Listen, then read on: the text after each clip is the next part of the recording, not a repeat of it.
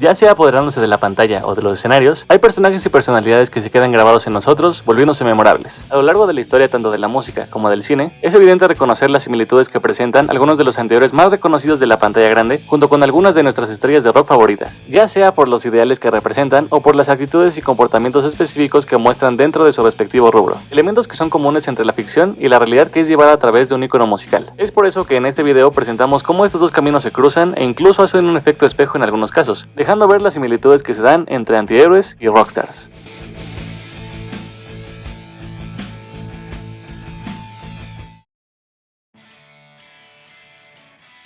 Para comenzar, tenemos que remontarnos a los orígenes del rock mismo, en los años 50 y 60, y cómo este representaba una nueva forma de expresión para la juventud de la época, ir en contra de lo establecido, retar el sistema y posicionar a ídolos a pesar de su origen. Pero el espíritu de rebeldía característico del género se consolidaría con dos figuras cinematográficas que tendrían un papel importante, reforzando las características del arquetipo del rebelde moderno. Nos referimos a Marlon Brando en la cinta The Wild One de 1953 y a James Dean en Rebel Without a Cause de 1955. En la cinta protagonizada por Marlon Brando, teníamos una película que por primera vez en la historia reflejaba cambios culturales en audiencias jóvenes, tan notorios como el desarrollo de la subcultura biker, tanto en ciudades de Estados Unidos como en ciudades inglesas, retratando la rebeldía juvenil como nunca antes, modelando la percepción de esta y sentando precedentes y tendencias incluso en la moda, haciendo del look de Johnny Traveler, el personaje de Marlon Brando, en un referente icónico, y a su vez posicionándose como el símbolo máximo del joven rebelde por excelencia, sentando las bases de personajes interesantes que con el tiempo se convertirían en los antihéroes que se robarían la pantalla en el futuro. Mientras que en Rebel Without a Cause se combinaban los rasgos establecidos por Brando, pero agregando la representación de los problemas, las frustraciones y la búsqueda de pertenencia y de propósito que atravesaban los jóvenes de la época. James Dean también se convirtió en un ícono, pero que a diferencia de Brando, él representaba al tipo malo pero incomprendido, que a pesar de parecer peligroso, también tenía un lado sensible. Aunado a esto, la cinta también abordaba la crítica hacia la sociedad de ese entonces, enfocándose específicamente en cómo los padres no entendían ni apoyaban a sus hijos y la notable falta de comunicación entre ambas generaciones, agregando un nuevo elemento a la cultura rockera, la posibilidad de hacer crítica a través de la música y así poder conectar aún más con las audiencias jóvenes. Con estos elementos combinados y con más figuras que surgieron en la década de los 60, que los reforzaban y los aplicaban a su manera y a su estilo característico, se consolidó la figura del rockstar conforme el tiempo pasaba y el género iba cobrando fuerza cada vez más. Para finales de los 60 e inicios de los 70, entre el nacimiento de nuevos subgéneros y nuevos íconos que redefinirían el género en años posteriores, se agregaron nuevos elementos que también fueron clave para ayudar a definir la figura del rockstar aún más. Uno de estos nuevos elementos fue la autodestrucción pública y la libertad sin límites, que posteriormente elevaría a los íconos en ascenso, además de crear un misticismo alrededor de su persona. Estos últimos factores, combinados con personalidades excéntricas y un fandom que cada vez era más presente y más apasionado, comenzó a diferenciar a las audiencias que consumían rock y sus derivados de otro tipo de audiencias que consumían otro tipo de música. Gracias a este acercamiento y a fanáticos que no solo consumían la música, sino que llegaban al punto de venerar a sus íconos de una manera única, lo que llevó a estas personalidades a no solo tener el reflector sobre ellos, sino que también una horda de seguidores desenfrenados, multitudes que compartían una histeria tan solo con ver o estar cerca de sus ídolos, lo que rápidamente llevó a que estas figuras tan reconocidas tuvieran que ser escoltadas, tener más seguridad alrededor de ellos y por consecuencia un círculo social más reducido y más selecto, lo que para alguna de estas estrellas significaba ser personas solitarias en el momento en que se bajaban del escenario. Esta última característica sería la que completaría las características principales que conforman a un rockstar consolidado, que se resumían en 4 puntos clave y reconocibles a simple vista: la rebeldía, la autodestrucción, el magnetismo con grandes audiencias y la soledad en algunos casos. Teniendo estos puntos claros, podemos empezar a encontrar las similitudes aún más puntuales entre algunos de los anteriores que tuvieron más impacto dentro y fuera de la pantalla, con los rockstars que marcaron época con su música dentro y fuera de los escenarios.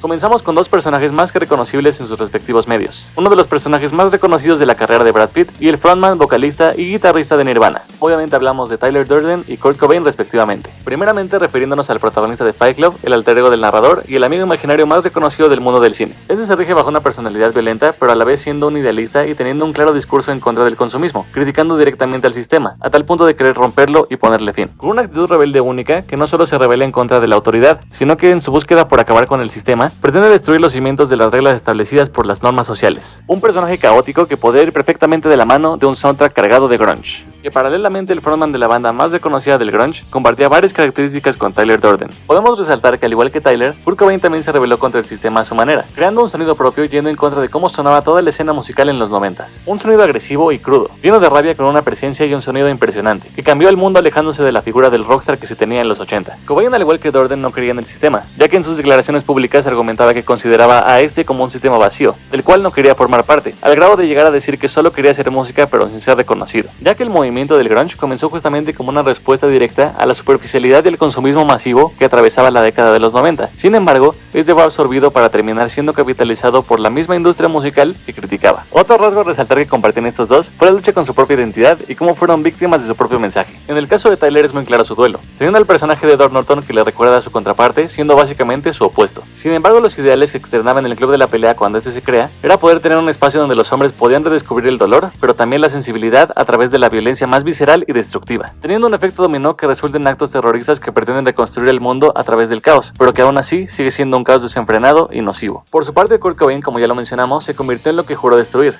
una figura reconocida mundialmente y el referente cultural de todo un género, y un movimiento musical que revolucionaría la música en años posteriores. En cuanto a su propia lucha personal, Kurt se hizo adicto a la heroína intentando curar su bronquitis y malestares estomacales. Sin los resultados esperados, su adicción fue avanzando a tal grado de afectar posteriormente sus giras con Nirvana, además de acrecentar su depresión y deteriorar su cuerpo notoriamente. Todo este contexto más los problemas personales que atravesaba el cantante fue lo que lo llevó a quitarse la vida el 6 de abril de 1994. Ambos personajes trágicos, pero a su manera icónicos, con ideales fuertes y concretos, personalidades distintas entre sí, pero gracias al contexto y los valores que representaron, fue que posicionaron a uno como uno de los personajes más icónicos que quedaron grabados en la memoria colectiva del mundo, y al otro como una personalidad auténtica que cambió las reglas de la música a su manera al darle voz a una generación a pesar de su trágico desenlace.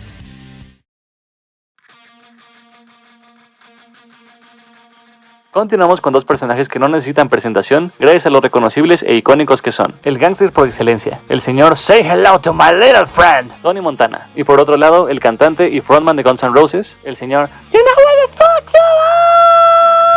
Are, Axl Rose. Antonio Montana, por una parte, es uno de los personajes más icónicos de la cinematografía mundial. Un hombre con ambición y con un objetivo claro: tener el poder absoluto para así poder tener al mundo en la palma de su mano y todo lo que éste contiene. Regido por la frase The world is yours, Tony es la personificación de la ambición desenfrenada, sin tener en cuenta las consecuencias fatales que podría conllevar. Un ser avaricioso, intenso, paranoico, sumamente impulsivo, egoísta y vengativo, empeñado en construir su imperio sin importar por quién tenga que pasar hasta conseguirlo, incluso sin considerar lo que podría perder en el camino hasta la cima. Una personalidad completamente narcisista que se combina con una audacia y un carácter fuerte y dominante, que enalteció la carrera de Al Pacino, coronándolo posiblemente con el mejor personaje de toda su filmografía. Tony Montana se convirtió en un ícono fuera de la pantalla, siendo incluso una especie de inspiración para las audiencias, admirándolo por ser una representación del sueño americano que gracias a su perseverancia logró lo que se proponía con paso firme, obviamente siendo consumido por los excesos al grado de nublarle la vista al no tomar en cuenta los riesgos para por fin tenerlo todo. Por otra parte, tenemos a uno de los frontmans del hard rock más famosos y reconocidos del mundo, una de las voces más poderosas y líder de lo que en su momento más alto de su carrera se consideraba como la banda más peligrosa del mundo, Guns N' Roses. Axl Rose correspondientemente también resaltó con características similares a las de Tony, mayormente en los años de apogeo de Guns N' Roses, siendo estos a finales de los años 80 e inicios de los 90, siendo un frontman intenso y explosivo, no solo refiriéndonos a su actitud al dar show y hacer que las multitudes frente a él se volvieran locas, sino que Axl confrontaba verbal y físicamente a las audiencias, llegando a extremos de cancelar shows a mitad de estos o cuando solo se habían tocado un par de canciones del setlist, lo cual en ocasiones llegaba a resultar caótico para la ciudad en donde llegaban a pasar este tipo de situaciones, ya que obviamente al momento que se cancelaba el show, la gente se volvía completamente incontrolable, creando disturbios que dejaban a su paso un caos en los estadios donde se encontraban. Por si no fuera suficiente, Axl también tenía rivalidades y conflictos con otros artistas, haciendo declaraciones públicas en donde arremetía contra ellos, siendo el caso más reconocido su pelea con Kurt Cobain, pero también tuvo sus roces y tensiones con Jon Bon Jovi, Scott Weiland y James Hetfield. Además de esto, Axl Rose hizo fama de ser una completa diva en los años dorados de Guns N' Roses, desde llegar tarde siempre a conciertos e incluso negándose a ir a ensayar en ocasiones importantes, teniendo un comportamiento errático y completamente controlador, pensando que era más importante que todos los demás, al igual que Tony. Finalmente hizo que con el tiempo la separación de la banda fuera la única opción, dejándolo prácticamente solo. Otro punto en común es que ambas personalidades empezaron desde abajo, tanto Tony saliendo de Cuba para construir su imperio en Miami y Axl empezando su carrera en el Sunset Strip con bandas como Rapid Fire y Hollywood Rose hasta llegar a la creación de Guns N' Roses. Siendo perseverantes y enfocados, consiguieron ir subiendo de nivel llegando más allá de sus propias aspiraciones y deseos, teniendo un éxito y un reconocimiento enorme. Y a pesar del egoísmo, que sus respectivos imperios se desmoronaran y que su autodestrucción y paranoia propia alejara a las personas cercanas a ellos, aún recordamos a ambos por ser icónicos y por dejar una huella muy difícil de borrar. Dos personalidades explosivas y atractivas de ver como espectador, quienes dejaron una marca irrepetible tanto en la música como en el cine, y que gracias a su impacto se volvieron referentes e icónicos culturales.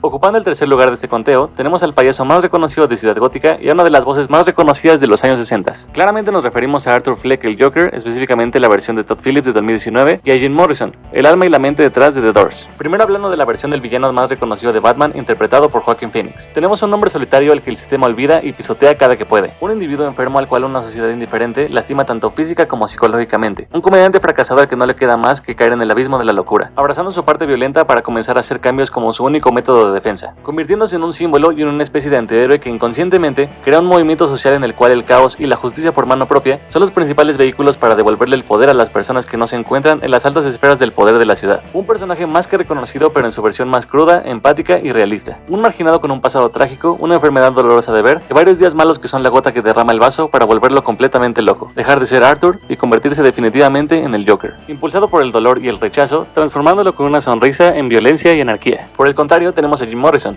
frontman, cantante, escritor y poeta, un ícono total del género y una voz que aparece cada 10.000 años. Cabe resaltar que Jim Morrison no padecía ninguna enfermedad mental. Personas cercanas a él lo consideraban una persona carismática y cariñosa, aunque algo distante. Sin embargo, Jim sí solía ser una persona solitaria, el cual era capaz de dar un show hasta cierto punto teatral, completamente entregado y apasionado, pero que en sus inicios incluso daba conciertos dando la espalda al público, ya que padecía de pánico escénico. No fue hasta que, igual que Arthur, Jim, combinando su interés con el chamanismo y su adicción por las drogas, adoptaría un personaje para poder pisar los escenarios, siendo su alter ego en un inicio el chamán del rock y con el tiempo también autodenominándose el Rey Lagarto, lo cual le permitió desenvolverse de una manera más provocadora y salvaje, a tal punto de provocar disturbios que alteraban el orden público, llegando al punto de que varias ciudades se vieran orilladas a prohibir los shows de los Doors. Pero al bajarse del escenario era un caso diferente. Jim Morrison era una persona que no buscaba el reflector, siendo alguien reservado, enfocado en la lectura y en la filosofía. Sin embargo, la personalidad que adoptaba arriba de los escenarios lo convirtió en un ícono de la contracultura y de la rebeldía juvenil de la época, posicionándolo como una alternativa musical que se alejaba del movimiento hippie en pleno verano del amor, que se atrevía a hablar de temas más profundos como la muerte, la locura, el amor desenfrenado, entre muchos otros temas. Así podemos ver que ambos personajes cambiaron el modo de pensar y el modo de actuar de la gente con sus respectivos mensajes, ya sea con letras que conectaban más profundo y resonaban diferente con las audiencias jóvenes, así como deshacerse brutalmente de tres jóvenes abusivos en el metro, uno consumido por las drogas y el otro consumido por la locura, pudieron dar el mensaje que necesitaban cada uno de sus contextos, despertando nuevas ideas que tendrían repercusiones, ambos convertidos en símbolos que representaban tanto inconformidades como deseos rebeldes que necesitaban explotar para así ganarse un lugar en la historia. Dos personajes complejos, sumamente atractivos, con finales trágicos, que dejaron dos legados diferentes a su paso. Uno desembocó en el asesinato de Thomas y Martha Wayne, y el otro inspiró a muchas generaciones modernas de música hasta nuestros días. Por último, en este video tenemos al corredor de bolsa más famoso del mundo, además de ser el único personaje de este conteo que está basado en una persona real, y a la banda originaria de Los Ángeles, California, que fue la insignia del glam metal en los años 80. Por supuesto, hablamos de Jordan Belfort, el lobo de Wall Street, y de Motley Crue. Refiriéndonos primero a Jordan Belfort, tenemos un personaje que comienza desde abajo, un hombre trabajador que se va corrompiendo lentamente. Sus prioridades van cambiando y su moral se va descomponiendo. Siendo astuto, manipulador, muy audaz y un gran vendedor, comienza a subir la escalera del éxito hasta hacerse adicto al dinero. Y al recordar lo que era su vida antes de la fortuna, se rehúsa a dejar de ser millonario sin importar nada. Volviéndose codicioso y egoísta, cambia su vida por completo haciendo un equipo al cual le enseña a estafar estratégicamente a las personas para así poder beneficiarse solamente a ellos mismos. Y conforme el dinero y el éxito van en aumento, los excesos y la ambición de Jordan también. Cada vez más drogas, más orgías, más lujos, cada vez más y más poder, al grado de ignorar los riesgos y las consecuencias de sus acciones, los cuales al final terminan por condenarlo, haciéndolo caer en prisión y dejándonos con una sola pregunta en la cabeza: ¿cómo es posible que después de toda esa montaña desmedida de excesos, el verdadero Jordan Belfort sigue vivo? Ahora hablando de Motley Crue fue una de las bandas ochenteras que más le hicieron honor a la frase sexo, drogas y rock and roll. Desde sus inicios tocando en el Starwood Club en el Boulevard de Santa Mónica, Motley llevó los shows de estadio a los clubs privados, haciéndose de un nombre y una reputación fácilmente. Ganando popularidad en todo el Sunset Strip, rápidamente su fama fue en aumento, llevando a Motley a hacer giras en las cuales ya se veían reflejadas las ganancias de sus producciones discográficas, donde probaron el éxito haciéndose adictos a él, siendo pasajeros de un tren de excesos muy similar al que conducía Jordan Belfort. La única diferencia era en que los años del prime de Motley, tanto Nicky, Tommy, Vince y Mick, al estar en gira mantenían el ritmo de excesos por cada ciudad que visitaban, siendo una completa locura. Hoteles destrozados, litros incontables de Jack Daniels, variedad de drogas, cientos de clubes nudistas y un número impensable de mujeres. Que claro, cabe resaltar que una de ellas sí se convirtió en una ex esposa de Vince Neil. Además, dentro de los niveles de exceso y locura que manejaba Jordan, aún había un cierto grado de coherencia, incluso cuando abusa de los Quaaludes y quiere regresar manejando a su casa drogadísimo. Pero a Motley le daba la vuelta con facilidad. Los niveles de consumo de alcohol y drogas de la banda los llevaban a romperse botellas en la cabeza y querer masticar focos por diversión, prenderle fuego a muebles y lanzarlos por la ventana, aventar botellas de champaña contra las paredes, entre otras cosas divertidas. Escenarios extremos que incluso terminaron por dejar a Nicky Sixx muerto clínicamente por 2 minutos hasta que fue reanimado con adrenalina. O la trágica muerte de Nick Russell, baterista de Hanoi Rocks, quien iba de copiloto en un accidente automovilístico en donde el conductor era un Vince Neil alcoholizado. Lo que nos deja una sola pregunta en la cabeza después de ver toda la fama, el éxito y toda esa montaña desmedida de excesos. ¿Cómo es posible que los 4 miembros originales de Motley Crue sigan vivos hoy en día? En ambos casos podemos ver claramente la glorificación de los excesos y cómo gradualmente terminan repercutiendo de manera significativa. En el caso de Motley caerían en cuenta de su comportamiento autodestructivo y harían una gira de sobriedad, que curiosamente fue una de las más lucrativas y más largas de toda su historia. Y en cuanto a Jordan, también podemos verlo en un proceso de sobriedad, cuando por fin descubren sus fraudes y lo condenan a arresto domiciliario, lo cual después de muchos años lo llevaría a dar pláticas motivacionales y conferencias enfocadas en negocios. Ambos fueron casos muy específicos de éxito, con sus puntos altos, puntos bajos y sus puntos obscenamente altos. Personas que mientras tocaban el cielo no consideraban la caída, y aún así supieron continuar y siguen adelante hasta hoy a pesar de todo. Para concluir, podemos agregar que puede que la vida imite al arte o el arte a la vida misma. Sea cual sea el caso, la vida y el arte se complementan, para que así tengamos la oportunidad de ver reflejadas conductas, estilos de vida o virtudes valiosas en la pantalla y tomar inspiración o solo imitar algo positivo que resuene con nosotros mismos y aplicarlo en nuestra vida real.